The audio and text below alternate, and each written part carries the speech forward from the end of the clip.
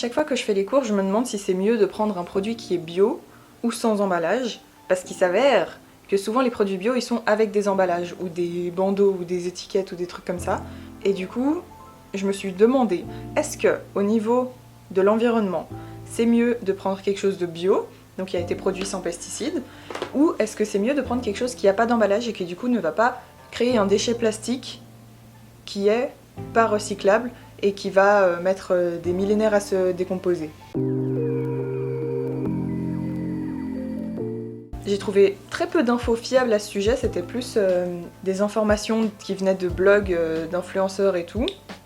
Et les informations d'articles de journaux et d'organismes spécialisés dans l'écologie et de recherche scientifique, c'était plus l'un ou l'autre. Genre, est-ce que le bio est vraiment meilleur pour l'environnement et est-ce que le sans emballage est vraiment meilleur pour l'environnement, mais pas un truc qui confronte les deux. Donc j'ai commencé par parler un peu du bio. En gros, en Suisse, la loi dit qu'il faut qu'on puisse distinguer nettement le bio du non bio tout au long de la chaîne de production et que du coup il faut qu'il soit indiqué dessus que c'est du bio.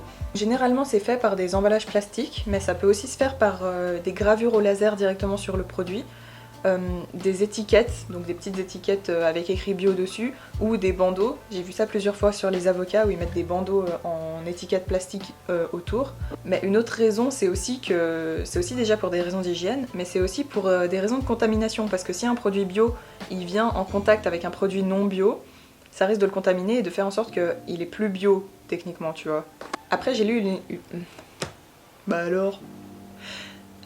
une étude de l'Institut technique de l'agriculture biologique de France qui se demande si réellement le bio c'est mieux que les choses non bio.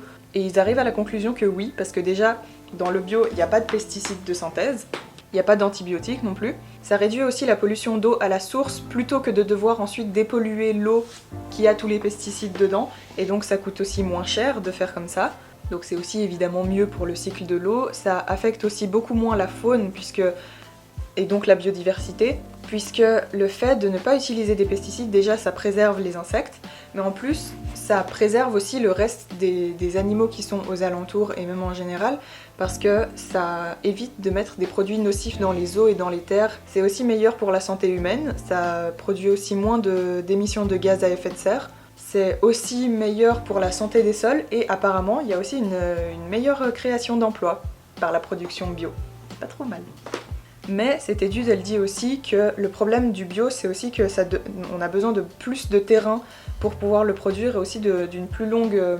enfin que les durées d'élevage elles sont plus longues. Et il faut aussi que ce soit du bio à large échelle.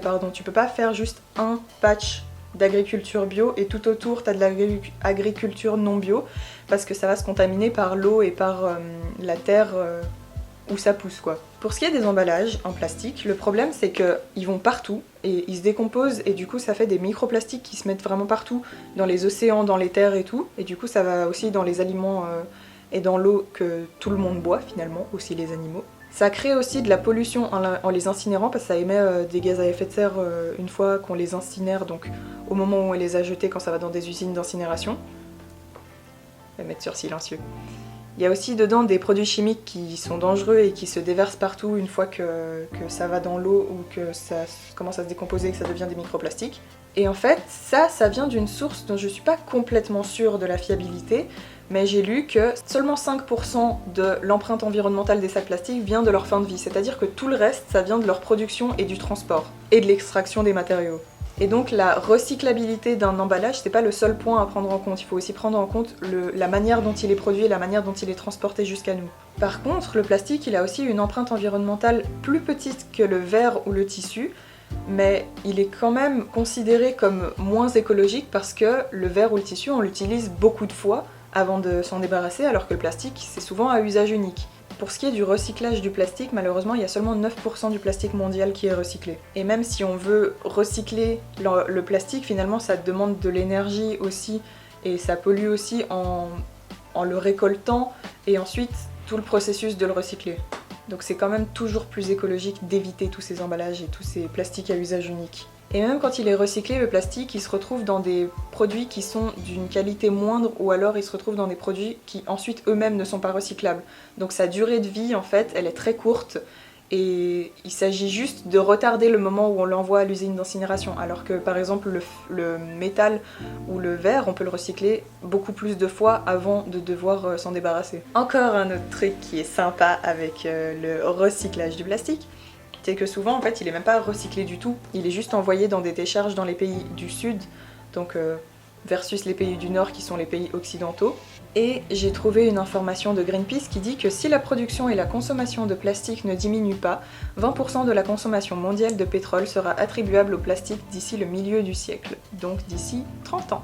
Le fait que les mouvements zéro waste, zéro déchet, tout ça, ça se concentre beaucoup sur le plastique, comme si c'était la principale source de problèmes écologiques, c'est parce que le problème du plastique, il est assez facile à expliquer et à se représenter en fait, parce que c'est quelque chose qu'on peut voir. Alors que le problème des pesticides et de l'agriculture non biologique, en fait, c'est quelque chose qu'on peut pas forcément voir, c'est quelque chose qui est plus dissimulé. Par contre, comme j'ai commencé à le dire tout à l'heure, le plastique, il a aussi certains avantages, donc il faut pas non plus complètement le diaboliser. C'est que par exemple, le plastique, c'est plus léger, donc si on veut, imaginons, transporter du jus d'orange, si c'est dans des emballages en verre, ça va demander plus de gaz à effet de serre. Le camion dans lequel il est, il va produire plus de gaz à effet de serre parce que c'est plus lourd et aussi parce que c'est plus épais.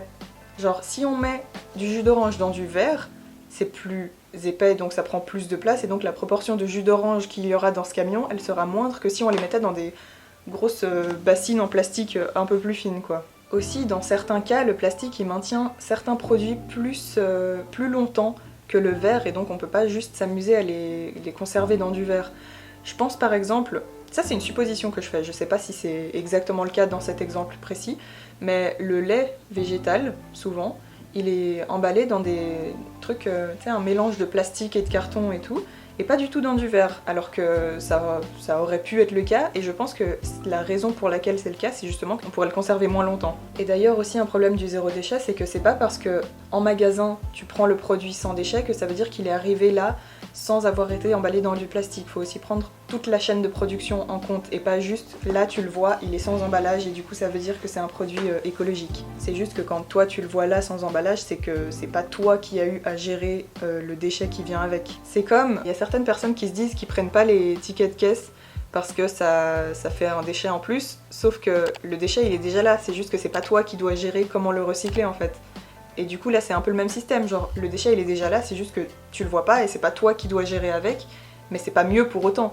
Donc ça dépend aussi de où est-ce que tu achètes ton produit, est-ce que c'est dans un truc conventionnel qui juste il s'avère que là tout de suite il est pas dans du plastique, ou est-ce que c'est un organisme qui a fait attention à ce que tout au long de la chaîne de production ce soit fait le plus écologiquement possible. Et en plus dans les recherches que j'ai fait, le dilemme c'est que si on veut comparer l'un ou l'autre, donc le bio ou le zéro déchet, c'est qu'il faut prendre des cas hyper précis et les comparer l'un à l'autre, genre comparer les matériaux extraits qui ont été nécessaires pour faire ça, le type de pesticide aussi, la manière dont ça a été transporté, le nombre de kilomètres que ça a parcouru, et seulement si on prend en compte tout ça, et sûrement plein d'autres indicateurs que j'oublie complètement, c'est seulement à ce moment-là qu'on peut estimer si un produit bio est plus ou moins écologique qu'un produit qui est avec un emballage, ou sans emballage. Et donc en gros, pour moi, la conclusion à laquelle j'arrive, c'est je sais toujours pas ce qui est le mieux que l'autre. Instinctivement, je dirais quand même que le bio c'est mieux parce que j'ai l'impression qu'il y a plus de choses qui rentrent en compte qui font que le non bio est mauvais pour l'environnement. Donc plus d'aspects niveau pollution, etc. Alors que le plastique, j'ai l'impression que c'est entre guillemets, entre très gros guillemets, juste une question de stockage des déchets et de recyclage, même s'il y a d'autres choses qui viennent en compte. Mais là, c'est juste ma petite conclusion un peu instinctive, c'est basé sur pas grand chose finalement ce que je dis là. Donc en gros, moi je dirais, au final fais ce que tu veux, mais choisis au moins l'un ou l'autre. Genre tu vas pas t'amuser à prendre un truc qui est pas bio, et emballé dans du plastique quand t'as une autre alternative, tu vois. Parce que du coup, le bio, ça implique la santé humaine, la santé de la terre, la santé des eaux et l'extinction de la biodiversité, alors que les emballages, ça implique la production de CO2 à l'extraction, à la production et à l'incinération, et des tas de déchets et des continents de déchets et aussi dans les océans. Donc au final, ça se vaut un peu, j'imagine, peut-être, mais je sais pas. Mais en gros, évidemment, ce qui est important, c'est que dès que tu peux, tu évites les emballages plastiques ou les couverts en plastique et tout. C'est pour ça, notamment, que je l'ai déjà montré, mais que j'ai toujours avec moi un Tupperware pliable que j'ai toujours avec moi, un petit set de couteaux suisses de couverts, et que autant que je peux je refuse les pailles, les Tupperware en plastique, tout ce genre de choses. Et aussi les films plastiques et tout. Parce que toutes ces genres de choses, c'est hyper facile de juste faire autrement. Mais après avoir fait toutes ces recherches, moi je pense que personnellement dans ma vie, je risque de plus souvent choisir à l'avenir des trucs sans emballage que des choses bio.